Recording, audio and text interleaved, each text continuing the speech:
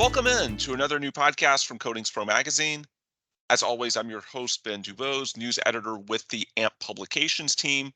Today, we're speaking with Ryan Amato of Amato Painting and Lehigh Valley Epoxy Coatings. Amato Painting was one of the winners of our recent Coatings Pro Contractor Awards, so we're going to be discussing that, but we're also going to be talking more broadly about their keys to success as a contract company, lessons they've learned that might be applicable to other contractors, and all sorts of things that are going on out in the industry these days, any relevant trends, feedback they're hearing from clients, and so on and so forth. Ryan, thank you so much for taking the time. How are you? I am great, and I really appreciate you having me on. Absolutely. Ryan, I think a good place to start, if you could, just give us some background on your personal career and that of Amato Painting and Lehigh Valley Epoxy Coatings.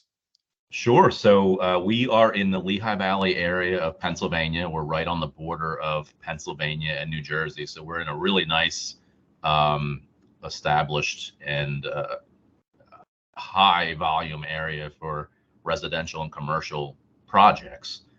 Myself, our whole family, or my whole family, has been involved in the painting industry as long as I can remember, from my great grandfather to my grandfather to my father to three of his brothers, even my wife's grandfather and uncles are all in the painting industry in one way or the other. I began in the New Jersey Painters Union. I was there for 18 years. I started when I was 18 years old. I had a lot of great people behind me as I was an apprentice, training me and teaching me, and making mistakes along the way, and just working with very knowledgeable craftsmen on commercial coatings, essentially in the Painters Union. From there, I decided it was really after 9/11 when kind of the economy was in shambles a little bit. Work was getting to be harder to come by. I slowly began to start my own company in the residential field. So I started there, and really, honestly, friends and family got our business off the map, and started by just referring us out to other friends and family. Uh, and it kind of took off from there, from myself alone to then I hired my father and my cousin, to we've been up to as high as 40 employees, subcontractors. I mean, you name it. And we've done all kinds of different work, from commercial to residential to facilities to epoxy, as in the award that we've won here. So, what are the areas of emphasis for you guys as a company? What is it that makes Amato different and unique? For example, I know Amato Painting and Lehigh Valley Epoxy Coatings, they've got different names for a reason. Just explain, I suppose, the genesis of the company into what it's become today and what your areas of expertise are. Sure. And when we've had many different variable business models over the years, and we've learned, our lessons. We've learned what we're strong at. Um, when we started with residential painting solely. It was not really my experience. My experience is commercial and industrial coatings. Um, but we needed those type of projects, have to be financed. Usually you're looking at 30, 60, 90-day pay terms, and we were not in a position at that point to do that type of work. But slowly, as the business grew, we would add in some commercial work, facility work, which I love. Um, with that type of work comes some struggles again with pay, and with you're at the mercy of the contractor's scheduling. You don't control the schedule.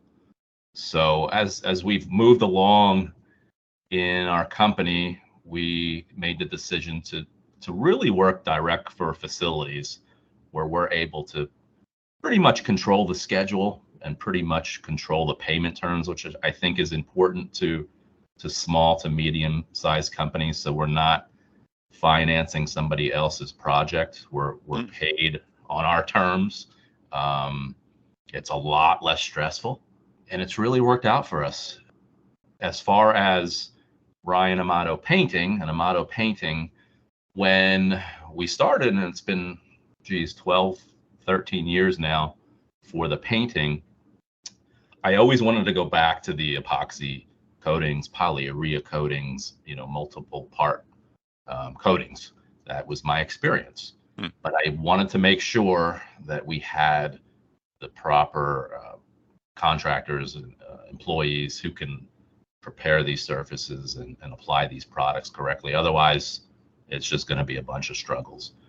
When we were doing this work as Amato Painting, I just always felt on a branding level and a marketing level to have, Mike's Painting show up or Amato Painting show up to do your epoxy coating, which is a different ballgame than painting a wall. We wanted to rebrand it to Lehigh Valley Epoxy Coatings. I just think it works out a lot better for us. It gives the customer a better feeling and kind of differentiates us from the other local painters in the area.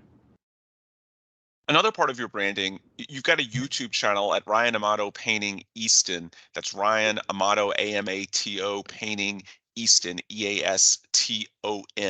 You've got dozens, maybe hundreds of videos spanning the years as part of a marketing effort on your part. Why is adopting new media and going the extra mile for things like that may not have an immediate financial benefit, but clearly you believe that in the long run it's advantageous? Why is that such a big part of your belief for, I suppose, your business model and the future of your company? Yeah, and it was from the beginning. I always wanted to be open and honest, and nothing drives me crazier. And my son will attest to this, who helps with the marketing and really heads it up. I don't enjoy the before and after pictures. Just popping out before and after pictures every day. That's great. It should be assumed that you do good work, and we do put some before and after pictures out. But I wanted to show in our business, and I wanted to show other businesses in the painting and coatings industry, or any business, the bad things that happen, because they do. You run into bad customers, you run into bad contractors that you're working for, you have sometimes bad employees, sometimes the job goes wrong. I wanted to put it all out there and just show everything, from how we deal with personal matters at home, because it affects what's happening at work, or how do we deal with a bad employee or a good employee. And I started that from the beginning with our YouTube channel. I might drive the office crazy because we record everything. With the camera is always on, good or bad.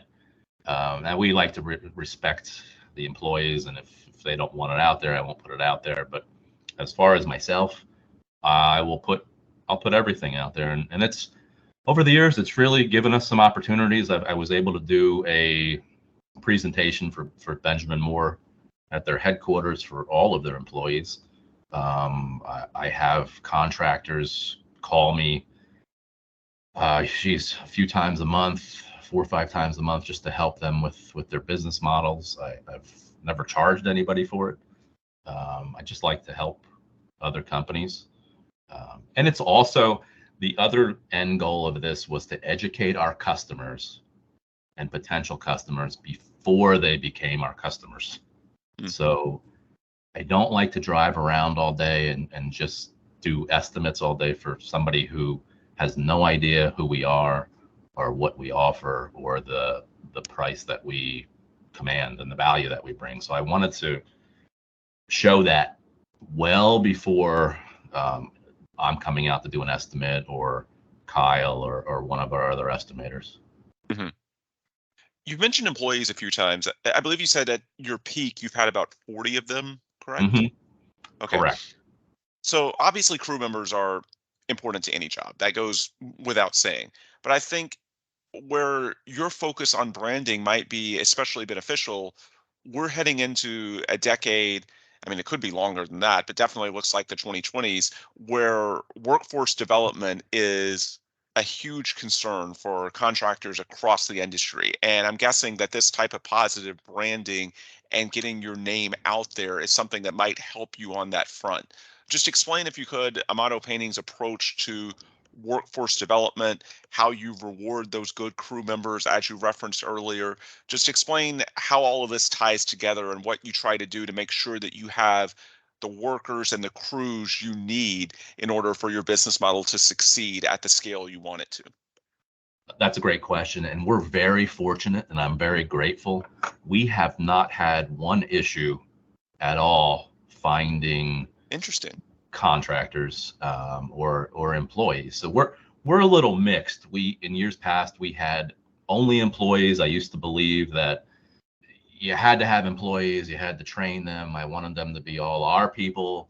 I didn't really agree with some of the other companies whose business models were all subcontractors.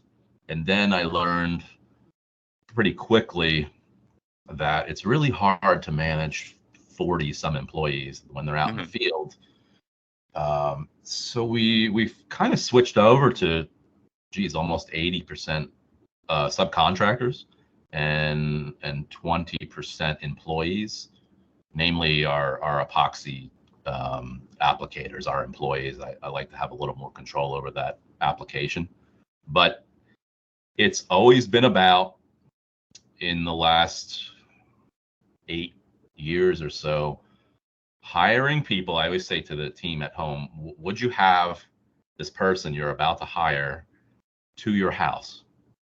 Would you have them come to your house and sit down and have, a soda or a beer, or have them around your family? Because if you're not going to have them to your house and around your family, why would you send them to a customer of yours, either a residential customer or a business? Very good luck again using our YouTube channel, Facebook, Instagram, TikTok even, or our podcast, expressing our values as a company and only hiring people who meet and match those values, which are dependability, accountability, and we like a family type atmosphere. If you came into our office, you'll see a very large wall with just family pictures all over it. I don't want somebody just to come in, work 8 to 4, and then go home and we never talk to them again. I know everything personal that's going on with people in my office. They come and they open up to each other, and we help them with whatever they need. We have a very open policy inside the office that if you need to go do something, like, family comes first, always. Work will be there. Family, we want to make sure everybody's healthy and happy. So again, putting everything out in video, it's more about not showing your work all the time. Actually, I'd like to go the reverse. And our potential painters and subcontractors will see the videos that we put out, what we demand. If you're going to work with us, we have certain expectations that have to be met. And again, will I have you at my house? Because we don't want to end up a month from now dealing with, and we all do, dealing with an irrational employee or a subcontractor that you hired who is just off the wall. We want to have people that when we have our picnics and functions at the office, we feel comfortable around them and they're part of our family. So let's talk about the industry as a whole. You've been doing this for 15, 20 years. You mentioned the economy coming off of 9/11 and that period. So let's say mid to late 2000s. Mm-hmm. How has the industry changed over that time in terms of, I suppose, demands from clients, shifts in coding technologies or regulations? What is life like in the early 2020s as a contractor that's different from 15, 20 years ago when you were first exploring getting involved with those union shops in New Jersey? I'll tell you, the big thing that has changed for us is when I first started, I was very adept at using social media, using Facebook ads, Google ads. When I first started, using Facebook ads, I would go to an estimate and people would say, "Oh, my friend used you," or "This friend used you," and it was really that they didn't use us. They just clicked like on our post or my post. So I thought, there's something here. So we started really low with a $5 Facebook ad. Nobody was using Google ads, so I was essentially running Google. When if you typed in painter, we would pop up. So the major thing was we show up. We show up for our estimates. And that's something that has not changed. I know that's not answering your question, but when I go to an estimate, invariably somebody says, I'm surprised you showed up. It's an issue with our industry, or maybe many contracting industries from my experience just at my own house. Having somebody you can trust and show up. In terms of what I was getting into with social media now, the other companies have caught up. So everybody's doing Google ads. Right.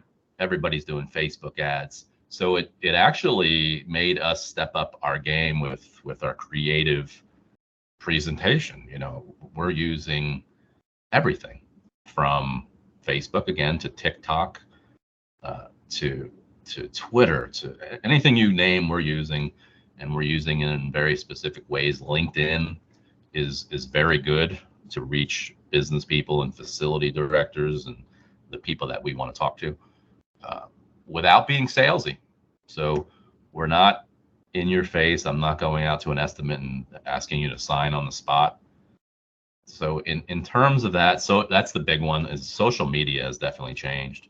And it's obviously changing again with all of the AI functions that are coming out. That's another one that we're on top of right now. And I think that's going to be a big thing in the future. In terms of coatings, I mean, coatings are just changing all the time.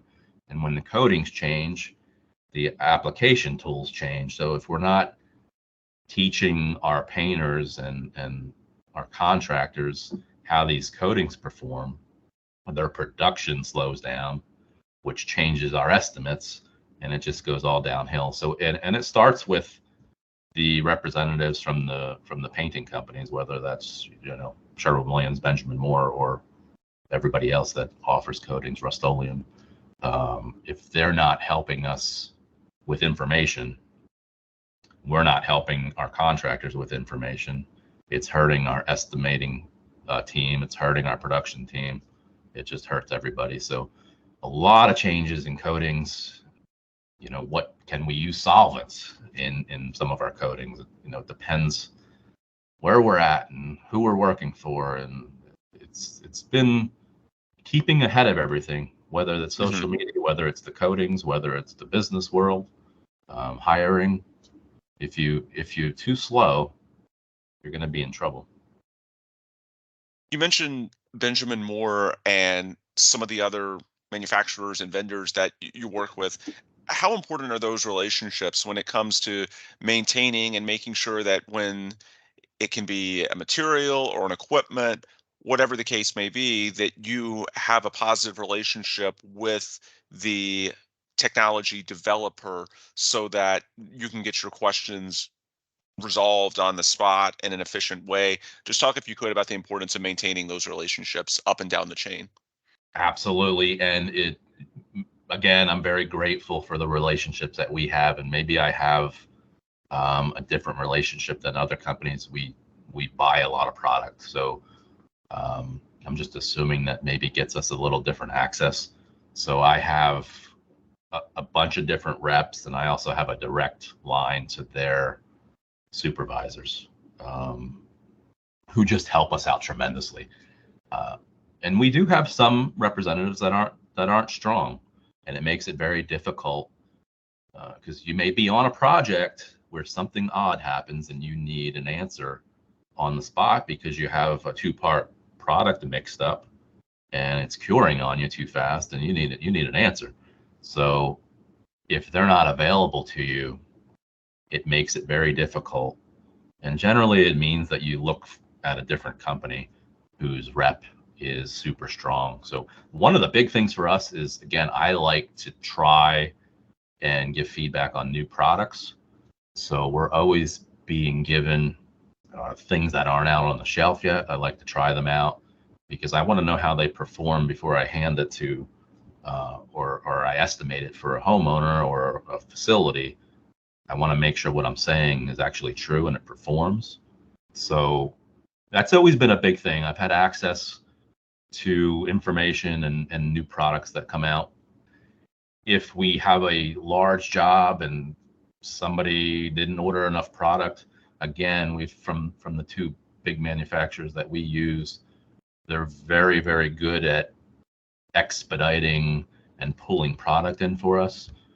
We never had an issue during the pandemic with materials at my company personally.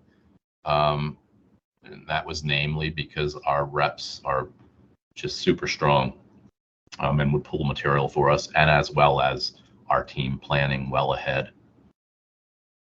Do you have any tips for other contractors when it comes to building those relationships or anything else that you all do as a company that enables your success? Sure, absolutely. It's really be honest.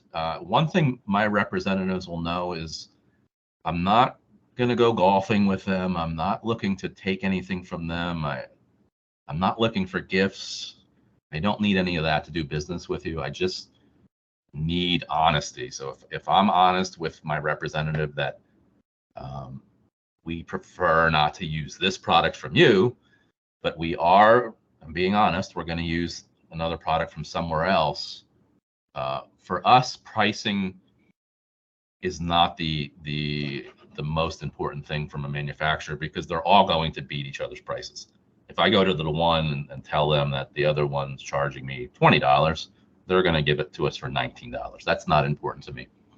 What's important to me is that they're honest, reliable, dependable, and they're there when we need them. And for that to happen, again, just like your employees and your contractors, you have to be available and create a relationship with them.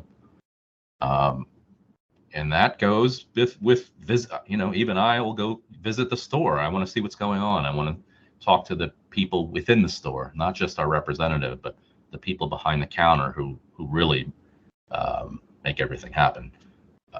I want to talk to them all the time. I want to know what's going on. How can we help them? How can they help us? So it's having that open relationship and not just using them for pain. It's more Gotcha. like I know what my representatives' families have going on. I know where they live. It's being a friend, being of service, on both ends. So I know you guys have certainly received your recognition over the years from clients, from the vendors that you work with, as you've been describing, and you were just recognized, as I mentioned off the top of this podcast, by the 2023 Coatings for Contractor Awards, where you guys were one of the winners in our commercial concrete category for the wood epoxy floor project. Yep. Tell us a little bit about that. I know you've had a number of highlight jobs over your careers, things that stand out. What was it about that project that made it memorable? It was a mistake. That's what made it memorable.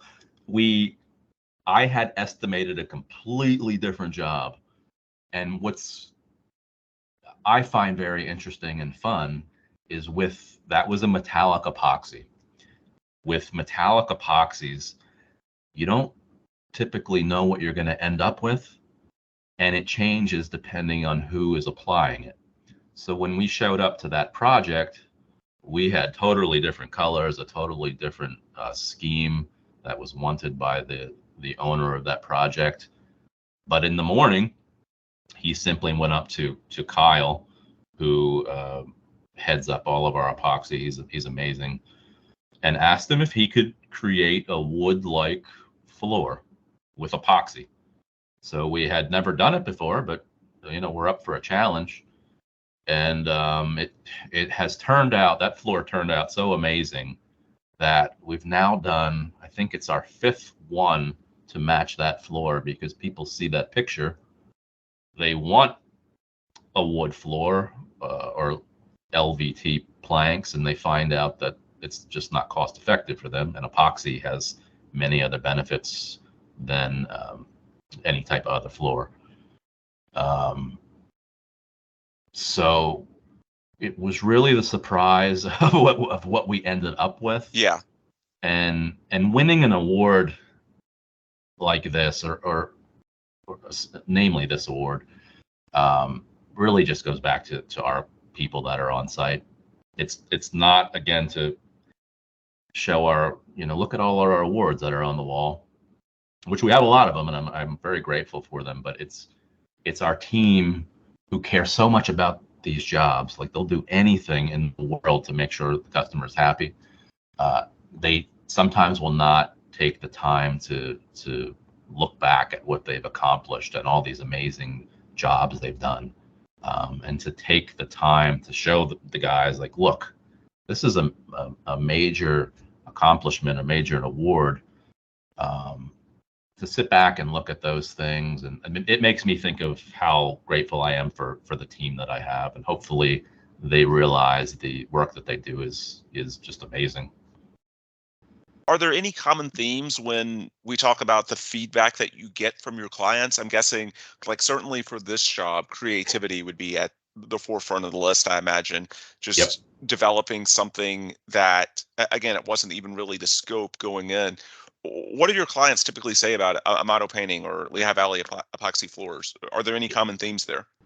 Absolutely. It's communication and dependability, and it's always praising the communication of Kyle, who's in the field, and Christina in the office. And if you don't communicate with your customers, namely if they accept the job, they want you to do the job, and they don't hear from you for a month or two, it starts to put concerns in their minds. So we like to contact our customers. Maybe we're a bit over the top, weekly. Even if the job is 8, 10, 12 weeks out, we like to contact them weekly, whether that's an email, a phone call, a text message, just to let them know that we're still here and we're thinking about their project, and hopefully everything is going well. But if you look at our reviews, or when I go out to an estimate, even this morning, it's how great your communication is. I was 10 minutes late for an estimate this morning, and we called the customer, and that was the first thing he mentioned. He was so impressed that we had just called to say we're going to be late. But there are things you should be doing. Not everybody does them, but they're certainly noticed. Absolutely, I would think so. Folks, that is Ryan Amato, owner of Ryan Amato Painting. Lehigh Valley Epoxy Coatings is their epoxy flooring brand. Ryan, before we sign off, for anyone who's listened to this and wants to learn more from either your company or you personally, what's the best way that they can do that? Talk about some of the resources that you have on the web where people can either get in touch with you or learn more about what you and Amato Painting are doing out in the field. Absolutely. So LinkedIn is big for me. You can find me on LinkedIn at Ryan Amato. I will talk to anybody about anything. If you need help with your business, or you just have a question, feel free to reach out. I will get back to you in any way possible. So LinkedIn, the business is on LinkedIn, Ryan Amato Painting, Lehigh Valley Epoxy Coatings. We are on YouTube with 2 different channels. We are on TikTok. We're on Instagram. Facebook, we're all over the place. Or you can check out our websites it's ryanamatopainting.com or Lehigh Valley Epoxy Coatings.com. And we're always out to help you, even our clients. If you need help and you're not even going to use us, we'll help you. Outstanding. I think that's the approach. Everybody's in this together. And so even if it's competition, even if there's not a direct benefit to it, at the same time, what's good for one company is probably good for the industry as a whole, right? Absolutely. 100%. Perfect. Very good sentiment to end on, I think. Folks, that is Ryan Amato, owner of Ryan Amato Painting and Lehigh Valley Epoxy Floors. That'll do it for today's episode. For us here at Coatings Pro, you can find us on the web at coatingspromag.com or search for Coatings Pro Magazine on YouTube, Facebook, Twitter, LinkedIn. We've got a presence on all of those platforms. Just Again, search for Coatings Pro or go to coatingspromag.com and you can find all of our resources there in terms of articles, videos, podcasts, webcasts, and so on and so forth. If you have not already subscribed to the Coatings Pro interview series, please do on your podcast provider of choice, Apple, Google, Spotify. We should be across the board by this point. Just subscribe to us and you can get all of these episodes just as soon as they come out. Again, for Ryan Amato, I'm Ben Dubose with the AMP Publications team. Thanks as always for listening, and please come back soon for another new episode from the Coatings Pro interview series.